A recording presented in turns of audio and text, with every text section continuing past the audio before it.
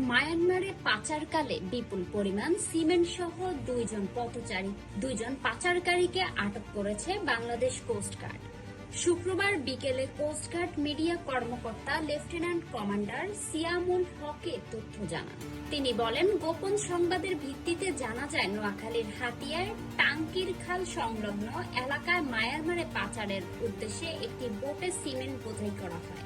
প্রাপ্ত তথ্যের ভিত্তিতে ভোর 5টায় কোস্টগার্ড স্টেশন হাতিয়া প্রতীক ওই স্থানে একটি বিশেষ অভিযান পরিচালনা করেন। অভিযান চলাকালীন সময় ওই এলাকায় তল্লাশি করে অবৈধভাবে শুল্ক কর ফাঁকি দিয়ে মায়ানমারে পাচারের উদ্দেশ্যে বহনকৃত প্রায় 4,38,900 টাকা মূল্যের 770 বস্তা সিমেন্ট সহ দুইজন পাচারকারীকে আটক করা হয়।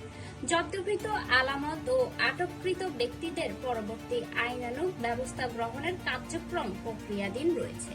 তিনি আরো বলেন, পাচার ও চোরাচালান রোধে বাংলাদেশ কোস্টগার্ড ভবিষ্যতে এ ধরনের অভিযান অব্যাহত রাখবে।